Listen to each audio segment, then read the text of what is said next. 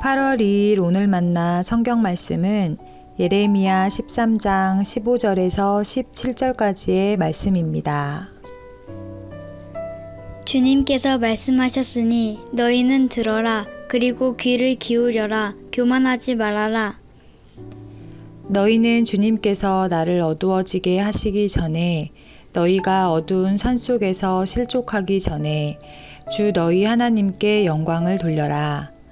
그때에는 너희가 빛을 고대해도 주님은 빛을 어둠과 흑암으로 바꾸어 놓으실 것이다. 너희가 이 말을 듣지 않으면 너희의 교만 때문에 내 심령은 숨어서 울고 끝없이 눈물을 흘릴 것이다.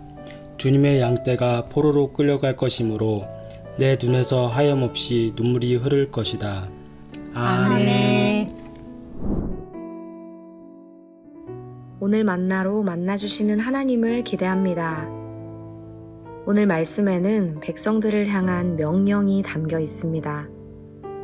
하나님께서는 이 명령을 통해 유다의 백성들이 이제 무엇을 해야 하는지, 무엇을 하지 말아야 하는지를 가르치십니다. 15절 말씀을 다시 한번 읽어보겠습니다. 주님께서 말씀하셨으니 너희는 들어라.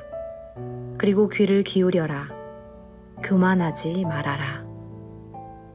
이스라엘이 우선적으로 해야 할 것은 하나님의 말씀을 듣는 것입니다. 이 명령은 들어라, 귀를 기울여라. 이렇게 2번이나 반복됩니다. 그리고서 이어지는 명령은 바로 교만하지 말아라입니다. 하나님께서는 왜 듣는 것 혹은 듣지 않는 것을 교만과 연결하실까요? 일상에서 우리는 누군가가 잘난 척하는 모습을 보고 교만하다라고 말합니다. 그렇다면 성경에서 말하는 교만이란 무엇일까요? 사람이 하나님 앞에서 잘난 척하는 모습, 태도를 말합니다. 삶의 주인 앞에서 잘난 척하는 사람, 주인을 알아보지 못하는 사람, 주인의 말을 듣지 않는 사람을 보고 하나님께서는 교만하다라고 말씀하시는 것입니다. 성경의 가장 첫 부분은 어떤 말씀으로 시작되었던가요? 태초에 하나님이 천지를 창조하시니라. 창세기 1장 1절에서는 모든 세상을 만드신 분이 바로 하나님이시라고 선포합니다. 그러나 불과 몇 장 지나지 않아 그 선포는 무색해집니다. 하나님께서 친히 자신의 형상을 따라 창조하신 첫 사람은 하나님처럼 될 수 있다는 뱀의 유혹에 넘어가고 말았습니다. 피조물이 자신의 존재를 잊고 창조주가 되고자 했던 것입니다.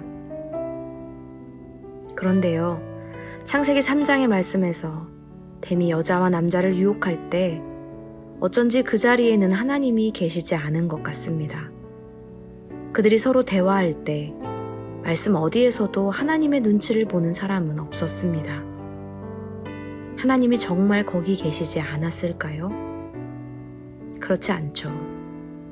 그럼에도 불구하고 뱀도 여자도 남자도 마치 하나님이 그 자리에 계시지 않은 것처럼 담대하게 유혹했을 뿐 아니라 흔들리고 연약한 순간에 하나님의 도우심을 구하는 자도 없었습니다. 첫사람의 문제가 교만이었던 것처럼 하나님의 백성들도 여전히 교만이 문제였습니다. 하나님께서 유다를 심판하시는 궁극적인 이유는 그들의 교만한 마음 때문이었습니다.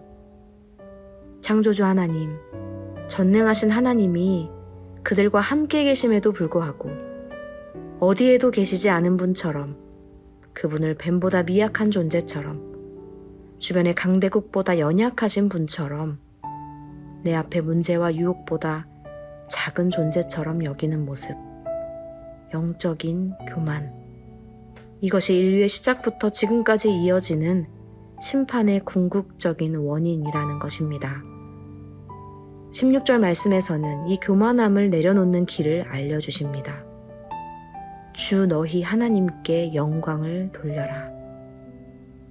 사랑하는 성도 여러분, 첫 인류의 문제는, 유다 백성들의 문제는 오늘 우리의 문제이기도 합니다. 유다를 향해 그들이 살 길을 선포했던 예언자의 말씀은 오늘 우리에게 닿았습니다. 주 너희 하나님께 영광을 돌려라.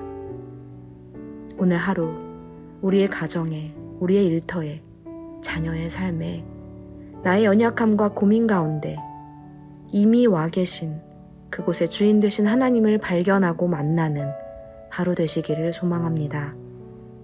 기도하겠습니다.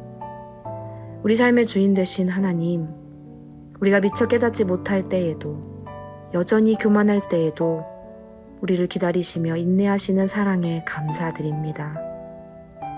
하나님 앞에서 교만하여 어리석은 모습으로 살아가는 우리의 일상에 오늘의 이 말씀이 한 줄기 빛 되어 내가 놓친 하나님을 발견하고 하나님의 도우심을 구하며 하나님께 영광 돌리는 하루 되게 하옵소서.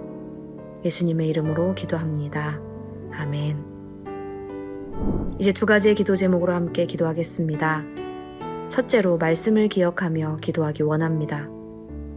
유다를 향한 하나님의 말씀이 오늘 나에게 주신 말씀임을 깨닫고 붙들고 살아가게 하옵소서. 하나님 없는 공간처럼 시간처럼 살아가는 삶이 아니라 하나님이 주인이신 공간 속에서, 관계 속에서, 시간 속에서 신실하게 살아가게 하옵소서. 둘째로 다음 세대를 위해 기도하기 원합니다. 우리의 자녀들이 하나님이 내 삶의 주인이심을, 내 문제와 고민의 주인이심을 날마다 깨닫고 주님 앞에 무릎으로 나아가는 믿음의 세대 되게 하옵소서. 이렇게 기도하신 후에 각자의 기도 제목으로 계속해서 기도하겠습니다.